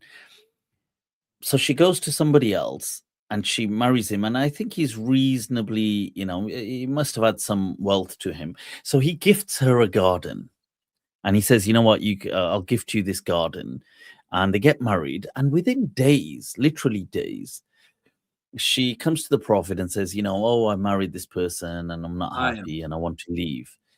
And the Prophet guides her first, like, you know, is there like maybe you could have patience in the relationship or something. And she says, oh, I can't stand him, and you know, this new guy, and I find him kind of I find it that she goes, his character is amazing, but I just find his appearance disgusting and revolting, and I can't be intimate with him. She got the ick. Yeah, she got that's it. The ick. Have you seen those reels? He had to open the car door and kind of stretch out of the car a little bit to push the parking button, and she was like, "This is not a man that I am attracted to." Yeah. You know, have you seen those reels where they'll be like, what does a guy have to do to give you, and it'll be like, and then he'll go to notes and he'll be like, numbers 685, he'll add, okay, just don't breathe. And this one where this woman says, she goes, you know, when he was I think, is he like a UFC, he's some UFC fighter or something, and she goes, you know, when he was getting hit, he kind of went, you know, like, which man does that, you know, like as he's getting hit. And so it's like, okay. And then, you know, they just come out giving women it is the modern equivalent of hadith-based major sins that are in large quantity and they're not well so yeah, so she in that day and age, you would say, yeah, that this guy just gave her the ick. So in that hadith, then the Prophet says, okay, fine. He says, at least return to, because the Prophet, what you could interpret from this is the Prophet is seeing that this is a bit of a sham marriage that was set up. That it's only been a few days, she's got into it. She clearly, her heart was not into it right from the get-go. And it seems unfair that this person has given her this garden and she's about to, and you know, it seems like this whole thing was very not in the best intentions orchestrated. So the Prophet says, okay, at least, you know, give his garden back. So she says, okay. Now this hadith is being then treated as this is a must. Now, it's not a must. It's one, yeah, sure, it's a must if it's a sham marriage and fraudulent. You're defrauding the man out of his wealth, and it's been only a very short time term. Let's say you're talking days, even if it's been a week. So I have heard of cases, for example, a woman got married. Before getting married, she said, okay, I want this much money, like at least 10,000, transfer it into my account. I want this. Then when she's got married, she's said that this was an actual case somebody was discussing with me. She'd said, oh, she's not feeling well. Maybe it's the wedding. Maybe it's this. So a few days she's been like somewhat unwell. Like, I don't want any intimacy. I don't want anything. I'm not well. And then she said, I think I need to go home for a few days. And then she just disappeared. So now, a sham marriage, even if it was like a week or something like this, a very short number of days, short time span, seems very fraudulent from the get-go when you analyze it. And there's wealth involved. Yes, in those cases, she must Islamically give it back, or it's a duty to give it back. In other cases, if it was relatively, let's say it was, even if it wasn't that short, but it was relatively short, let's say you're talking months, let's say you're talking even a year, it's a suggestion. This is a guideline from the Prophet ﷺ that, look, they can consider this. Because if, let's say it's been a few months, and depending on what he'd given, let's say it was real estate, it was properties, is this really fair? Are you not just, now this is a guideline that should you not be, go. If, however, they've lived a life as husband and wife for many years, like let's say 12 years later, 10 years later, 15 years later, let's say 8 years later, the couple are going through a divorce, and the husband says, oh, when I married you, I gave you these gifts, give them back to me. No, like that does not make any sense, that they've lived together, even if, I'm sure there were ups and downs during, let's say, those 8 years, 5 years, 10 years, but that's a full-on married life. Like, you can't, there's a hadith in Sahih Muslim that for a person who goes back to a gift is like a dog, كالكلب يعود في قيئته. It's like a dog returning to his vomit. Like, this is the kind of how the revolting image that the hadith describes. So I feel that what's happened is our culture. You can see that being a real hadith. So the culture, like the kind of folksy idiom of the Prophet. Our culture has turned this incident of the wife must return thing. So you'll have incidents where there's domestic violence, the guy is beating her black and blue, and the Maulana saying, okay, she needs to pay him to leave. This is ridiculous. I feel that is a misuse of an abuse of the Islamic system, which never victimized victims. I think it should just be like $500 in silver coins or Litecoin or whatever, right? Like something like this. Bitcoin. And then you just to the Imam. To the Mufti, you go, okay, everybody just transfer Bitcoin to me. And they go, okay, fine. Yeah. I hereby. By the way, your bit about halala was probably the funniest of all of the Monday nights segues, because that one had a little planning. When that was more like material that you put together. That was pretty good. Well, I like, instead of going into like different sectarian no, ideas, of course, I like where this conversation's gone. No, because this usul of love is really the most profound thing in all of reality, isn't it? And one of my favorite lines in the Quran. What's up? I said I 100% believe, and not only I just want to just add a note to what you're saying. I was having a discussion with someone. It's probably been a few months. He came to visit me. We had this whole discussion, and the topic came up of then love. I do believe that, you see, love in this, and this was said by some of the ancient thinkers as well, that love it's not just like a neurochemical, that it is a kind of force field, that it has that this is something part of the creation of Allah, that it has, you know how Carl Jung said that people don't have ideas, ideas have people. That in the similar way that love is a force field, that it kind of envelops people. So it's not just, and it's opposite, the two sides of the same coin. It would be love and hate. It would be attraction and repulsion. That almost this gravitational pull and then this repulsion away from. So we could translate that as love and hate, but it is a part. We can't see it, but it is like a force field in this dunya.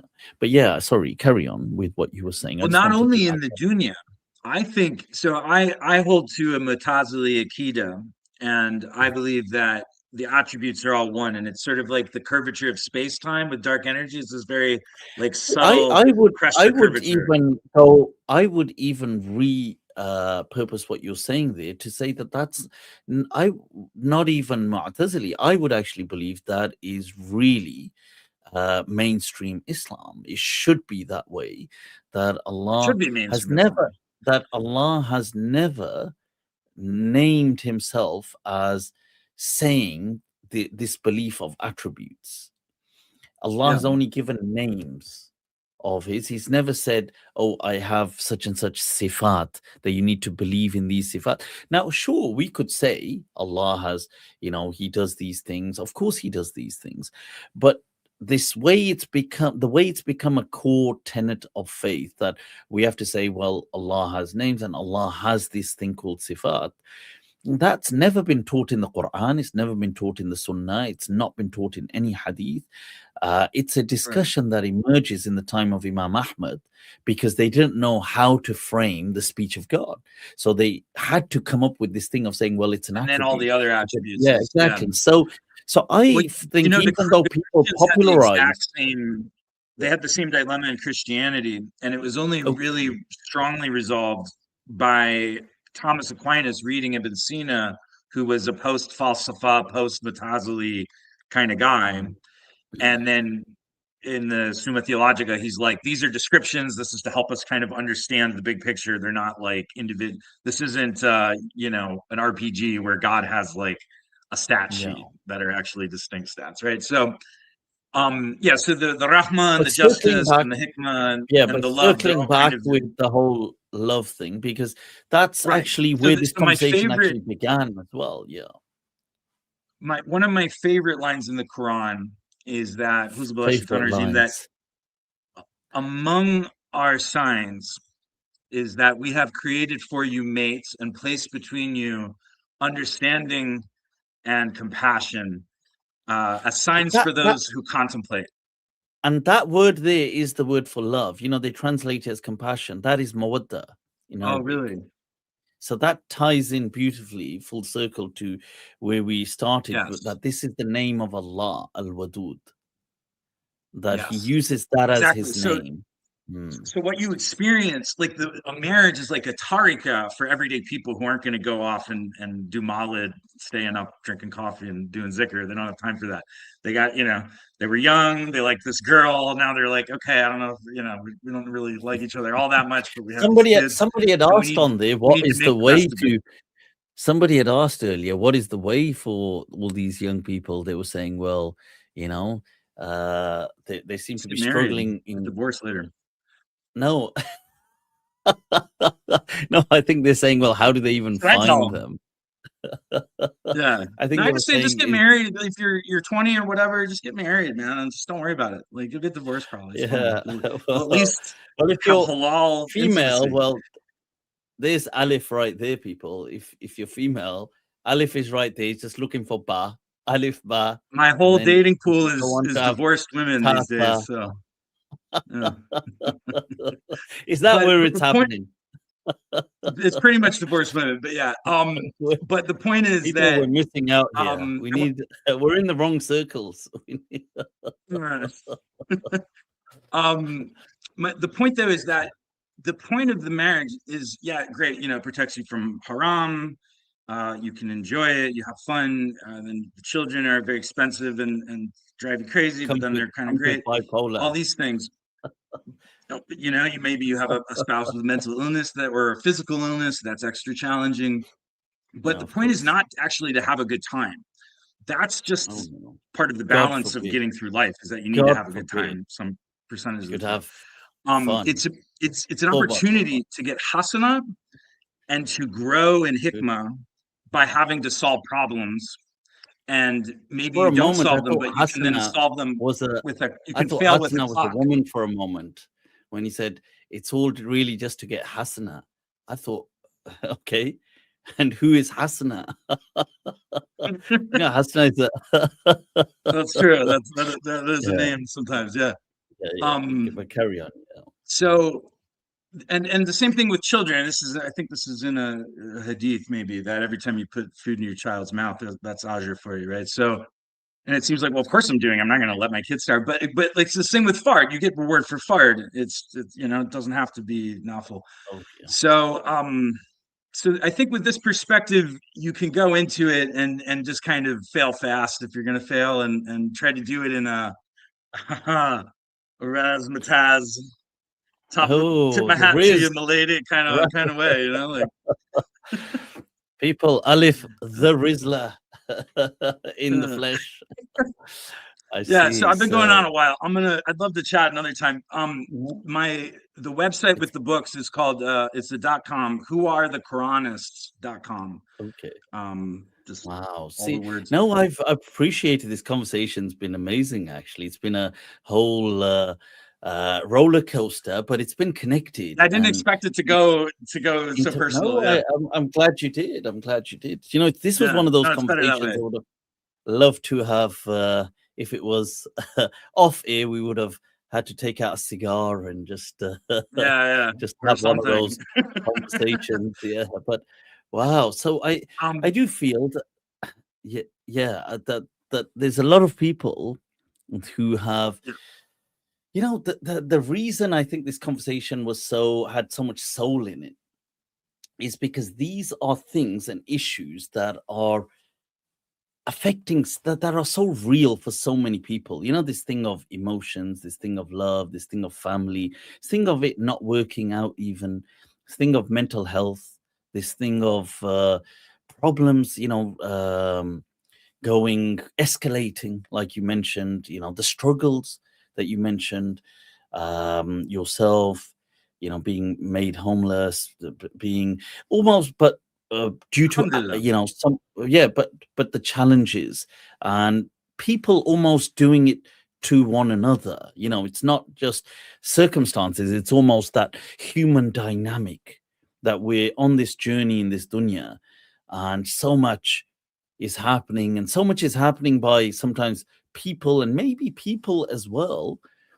You know, I do think, like, I feel more so that, especially with age, as we're aging, inshallah, gracefully into the grace and the wisdom of the Lord, that I feel that many people, and this goes for most people in their own way, even the people hurting other people, let's say, or doing wrong onto not doing good by them, or like in their own way, everybody is just tired.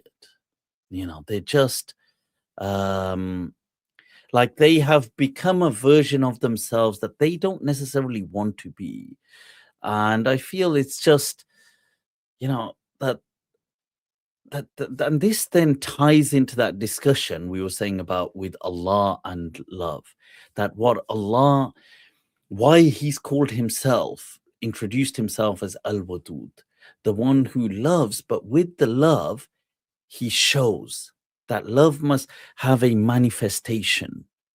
It can't just be like, oh, I love you, but then what is it like? What is the manifest? This is why they often translate mawadda not as love, they say compassion in the translation, but it actually means love that has a compassion and a giving to it, a physical gift, like you're actually doing things, that you are, you know, it's not just theoretical love, it's not abstract, it has a physical presence to it. And this is the name of Allah then, al-Wadud. And there's a beautiful there's a friend of mine, very dear friend of mine. He, we met up recently, and he was going through some challenges in life, and he'd also been through a very, I think, like a not exactly similar, but a scenario where his relationship had broken down as well, and in his case, he'd kind of lost everything to the missus. You see, she took the kids, took the house, took all this kind of stuff, but Allah had, and it kind of, but Allah had blessed him in the time with, he'd got a new family, and because it took several years for the whole court process, and he'd been blessed with children as well, and Allah bless his, in fact, twins. Allah bless them for him. And I was just, we were sharing this conversation, and I said, look, a poem comes to mind because some things were taken from him wrongfully. Like, when a person does you over, sometimes it's the being done onto that hurts. And it's, it's a bit like, let's say, it could be at a small level. Like, imagine you catch a cab and the guy's trying to rip you off. There's a rage, but imagine he wasn't. You might happily give him more. So maybe the sum amount you give in the end is the same, but on one hand you're giving, what? Oh, thanks, mate. Here, bud. I have some extra. Here's a tip. On the other hand, he's ripping you off, and you feel he's ripping you off, and there's a rage that because you feel done onto. Now, that being done onto is the problem. And I said, there's this line of Mutanabbi, and it ties into this same verb, this would, love. And here, really beginning with to Allah and back, and then people, that there's this line, that's how we should think of it, that إِذَا نِلْنَا مِنْكَ الْوُدَّ فَالْبَاقِي هَيِّنٌ. That so long as we get that love from you, all else is easy. That فَكُلُّ الَّذِي فَوْقَ التُّرَابِ تُرَابٌ. That all that is above the dust is merely dust.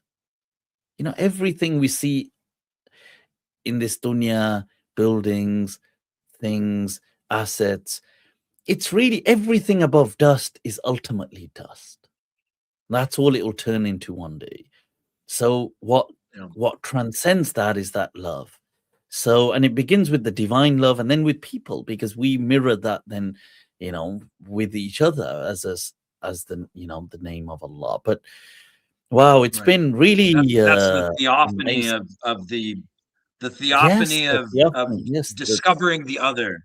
How's that? That's like a, and the theophany, I love that, is the tajalli, what the mystics in Arabic use the word, the tajalli of Allah, tajalliyat. And the theophanies, these kind of divine expressions.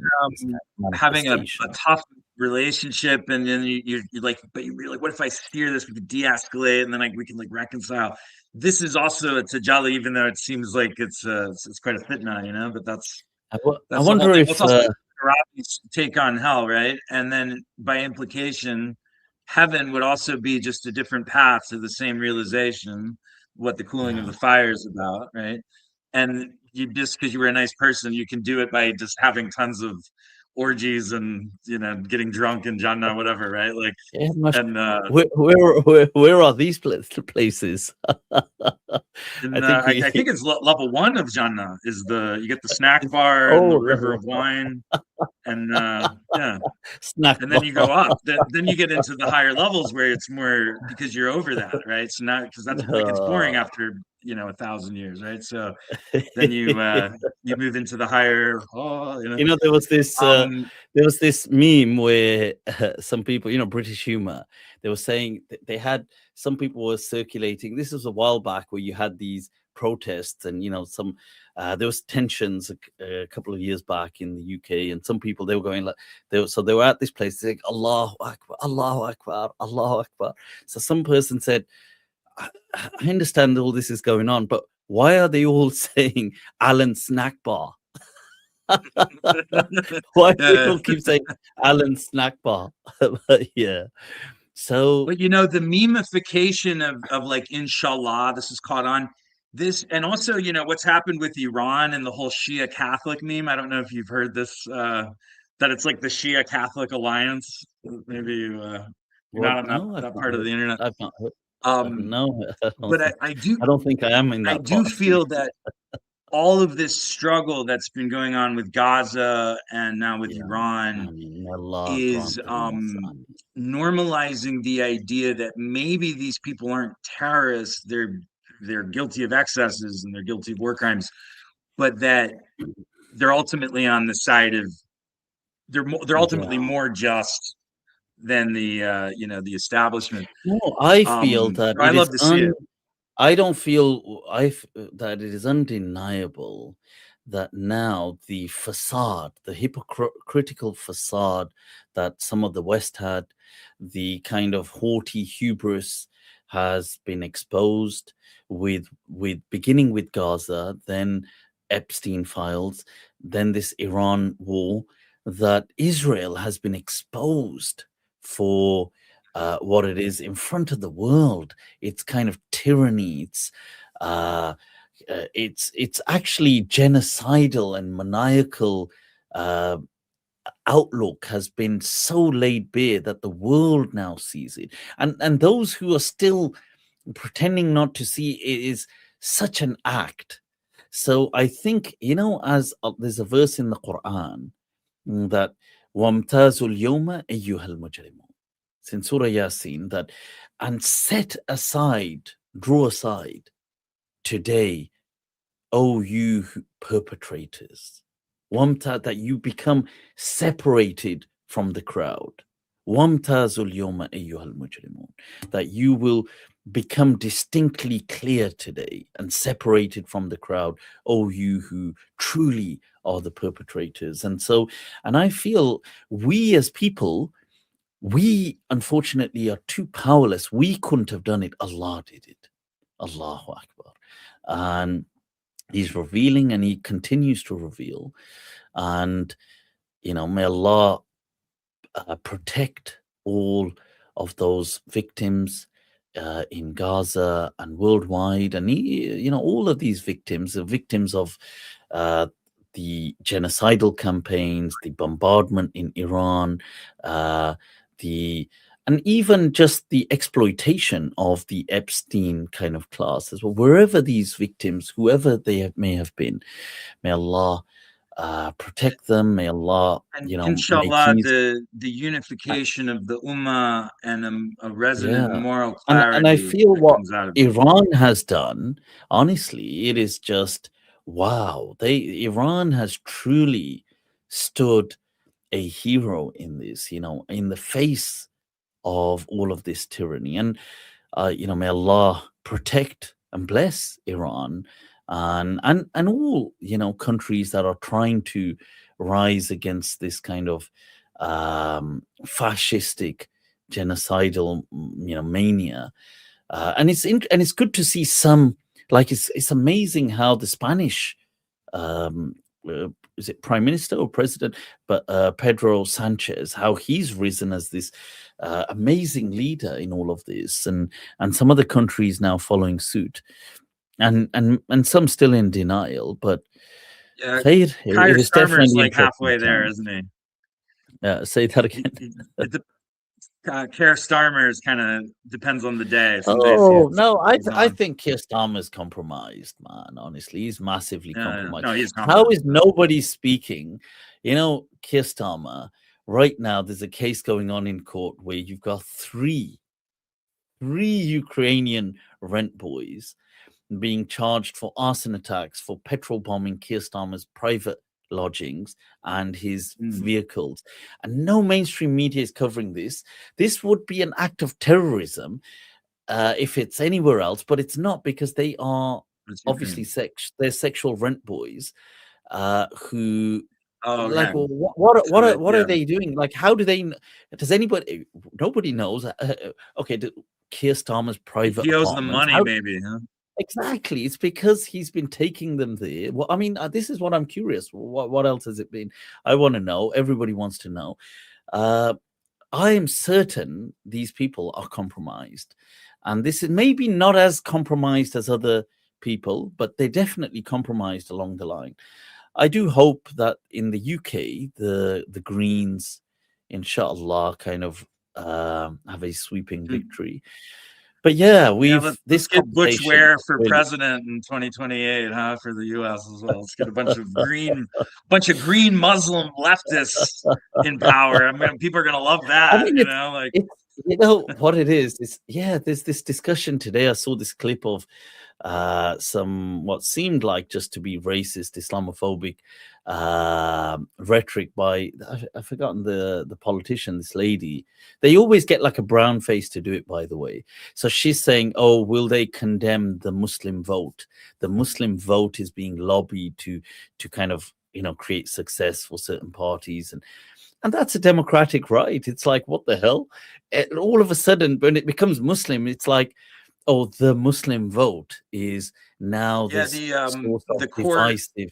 The court psychologist asked me, among other questions, if I'm a Muslim. I said yes. I didn't say alhamdulillah. I was going to add the alhamdulillah, but maybe I'll keep a lid on it for now. And then she asked me if I believe that women have the right to do business and drive and have their own money and things that leave the house and things of this nature. And I said, well, I have an interpretation where yes, women have rights to do a lot of things.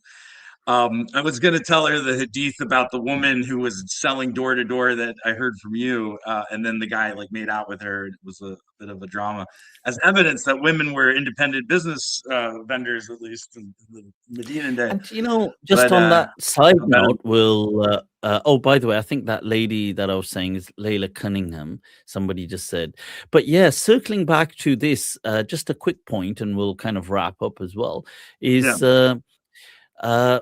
It's an interesting topic which ties in, by the way, to what we were speaking about. And I do love how these threads all are interwoven of relationships, love, behavior, separation, that Muslims often, especially in the West, you know, we get this negative press of Muslims are just control. Islam is controlling. Now, maybe some Muslims might be like that, and they need to learn, but Islam isn't. And now looking at that, oh, women are controlled by their men and Islam controls the women, that this controlling behavior should always be deemed wrong, right? And in Islam, you know, speaking of, you reminded me from, you said, oh, you know, you shared these narrations years ago.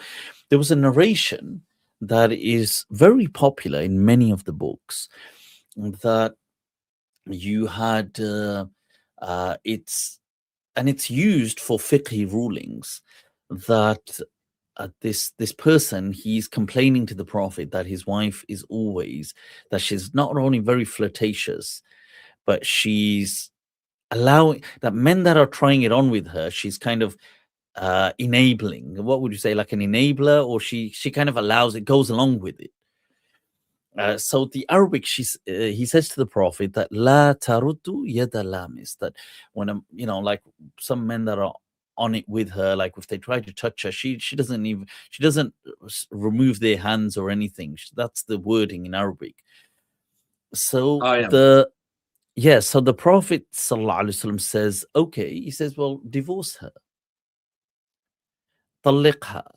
And the person says, I can't, you know, uhibbuha, like I'm in love with her and so on. And then the Prophet says, fasbir, then just be patient.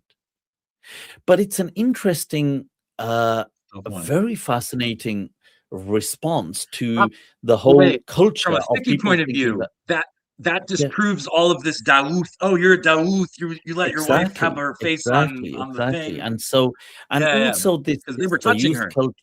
Rhetoric, and this whole does that thing not also clash with the pin? Touching a non-mahram is like a pin to the head or whatever. That's a pretty famous one, right? Sure. I mean, you could bring that in, but also this thing of like violence, refuting that kind of, you know, people might, you know, there may be cultures that condone some level of violence or some level of what they might say violent disciplining. It kind of it absolutely shatters all of these things that hadith does, because the reaction and the response from the Prophet ﷺ is so disillusioning to people who have a certain perspective. So I just thought, wow, that coming back to what you said, oh, this person said, oh, the view of Islam towards women, and it's Yeah, not no, I true. thought it was Although so. culture may have I thought it was some like the culture. feminist religion is coming for me now, and I have to be like, no, I'm a good Muslim. I'm not one of those guys. But we're going to see more of this tension, by the way, in the coming years, I think. But Somebody just alhamdulillah, said, the in struggle loving is a memory, part of the it. late Nora Vincent, with immersion experiment living as a man for her book Self-Made. I think I've heard of that. If I'm correct, I think Yeah, that's the one where she then I took think her she committed life. suicide She because committed she suicide. was so depressed about how tough it is. Yeah. Yeah. It is a tough world. Allah grantees. Mm. Well, Aleph, it's been an absolute pleasure. I'm glad you did come Alhamdulillah. on, because it really turned into a wonderful conversation, a dialogue, Yeah. a mind trap in and of itself. It became. Indeed. So Well, on that note, I would love for people to come subscribe to Zen Islam and yes, check out whoarethe.Quranist.com and read that book. share the And yeah. I was meaning And to is your do book another on book last Amazon? year. You can share your link No, if it's you just a want. PDF. It's free. You can just download it. Okay, It's sure. just hosted on the site. I've been meaning to do another book called Finding Injil, where I try to deep dive, like, what if we're going to do a hadith critical but not hadith rejecting digest of the hadith tradition, as you were somewhat infamous for with Buhari Gate and so on, which is excellent arc, one of the top five Mufti arcs. We should do it for the Gospels, right? And so I've spent like a year and a half or so just deep diving Bart Ehrman is like the level one, and then you get into more specific. Yeah, I know I've gone on a long time. Now somebody Get into more goes specific hour people. and a half with Aleph. This is Imi. He goes, Ba is Yeah. next. And then so I am trying to get this.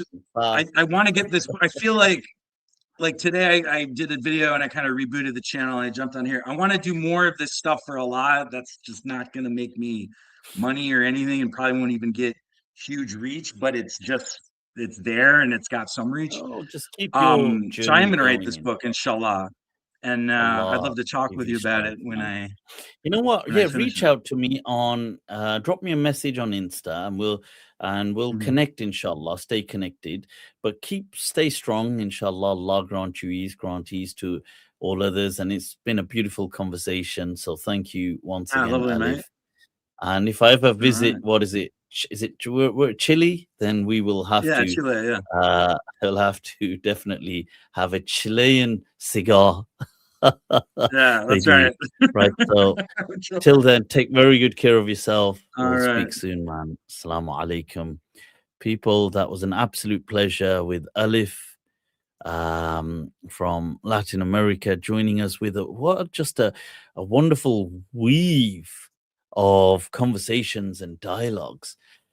Yeah, just absolutely. We just went through a whole, but see, this is the amazing thing of the whole the dialectic, that there is a thread that connects it all.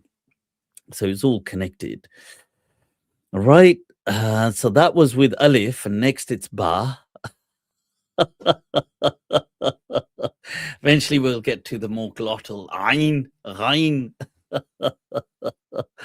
Right, people, it's been an absolute pleasure. We've gone on for quite a while, and let's wrap this up. Those of you that want to reach out, Instagram, definitely like, follow, subscribe. Click notifications for the YouTube. Do leave a comment with your thoughts. I do love reading the comments, and Insta's a great place to be connected. For quick, for anything detailed, head over to Patreon, and patreon.com/Malm. Where is it? Let me see. Does it come here somewhere? No. Oh, there it is. Right. Okay. So you can see the /Malm. And you can, I'm just clicking some of these different links, actually, just experimenting as well. Right. So, yeah, you can book one-to-one consultations. And there is like a kind of like a mentorship program where, once a month we touch base, go over certain things, thoughts, discussions, just kind of navigate through that journey over time, as well as being part of the Discord. So on the Discord, obviously, we do have our group chats and our kind of the meetups there as well. Other than that, take very good care of yourselves, people. Allah keep you all blessed. And remember to say a kind dua for others around the world as well. Salamullahi alaikum wa khuda hafiz.